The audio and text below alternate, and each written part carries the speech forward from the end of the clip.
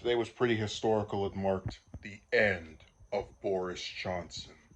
Prime Minister Boris Johnson announced his resignation Thursday after droves of top government officials quit over the latest scandal to engulf him, marking an end to 3 tumultuous years in which he tried to bluster his way through one ethical lapse after another. Months of defiance ended almost with a shrug as Johnson stood outside number 10 Downing Saint and conceded that his party wanted him gone. Them's the breaks, he said. The brash 58-year-old politician who took Britain out of the European Union and surged through COVID-19 and the war in Ukraine was brought down by one scandal too many. This one involving his appointment of a politician who had been accused of sexual misconduct. The messiest of prime ministers did not leave cleanly. Johnson stepped down immediately as Conservative Party leader, but said he would remain as prime minister until the party chooses his successor. The timetable for that process will be announced next week. The last leadership contest took 6 weeks, but many want him to go now, with some conservative politicians expressing fear he could do mischief even as a caretaker prime minister. It's very difficult to see how Boris Johnson, given the character that he is going to be able to govern for 3 months in quiet humility and contrition, said George Freeman, who resigned as science minister on Thursday. Among the possible candidates to succeed, Johnson, former Health Secretary Sajid Javid, former Treasury Chief Rishi Sunak, Foreign Secretary Liz Truss, and Defense Secretary Ben Wallace. About 50 cabinet secretaries, ministers, and lower level officials quit the government over the past few days because of the latest scandal, often castigating the prime minister as lacking integrity.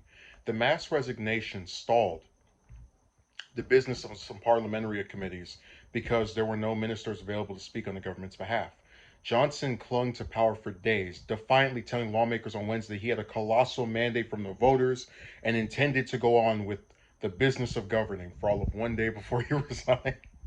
But he was forced to concede defeat early Thursday morning after one of his closest allies, newly appointed Treasury Chief Naheem Zahawi, publicly told him to resign for the good of the country. In the last few days, I tried to persuade my colleagues that it would be eccentric to change government when we're delivering so much and when we have such a vast mandate, Johnson said.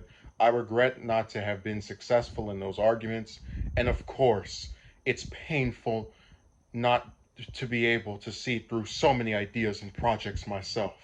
He said it is clearly now the will of the Parliamentary Conservative Party that there should be a new leader of that party, and therefore a new prime minister. Critics said the speech showed Johnson in the end refusing to take responsibility for or admit his mistakes. Many Britons reacted to news of his resignation with relief and surprise, even his habit of digging in. It felt like he can just keep going and keep on ignoring it. So I was a bit surprised this morning when I saw it on my phone. Himit Dalway, an investment trader in his 20s, said outside an underground station in London, "Are you still 100% sure that he is going?" Okay, let me read this last part right here because this makes for a good example.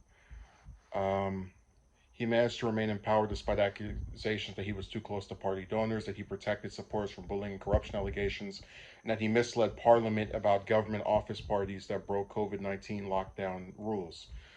Okay, we need to make this very clear. I'm not a person who actively follows um, UK politics, just politics from countries that are not my own, and the reason for that is because while I try to know who at least the head of state is and maybe some top officials who get mentioned over and over, generally speaking, there's not much discussion from outlets I check into that really talk about foreign governments.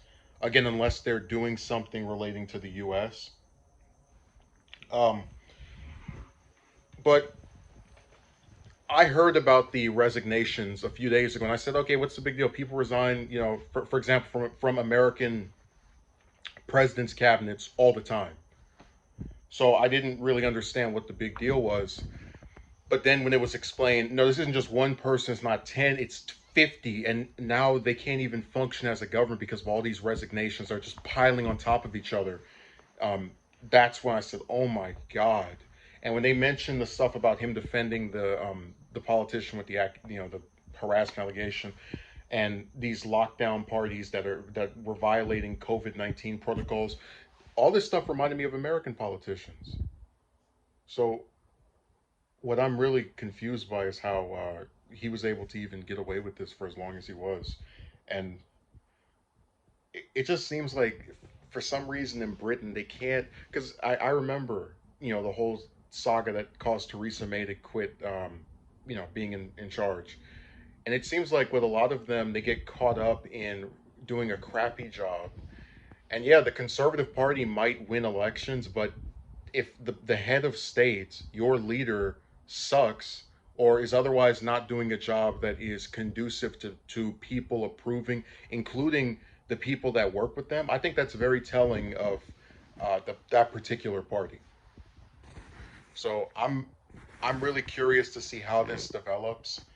Um, but I was not expecting this. I woke up. It was about 2 in the morning, and it first said Boris Johnson is stepping to, like, what?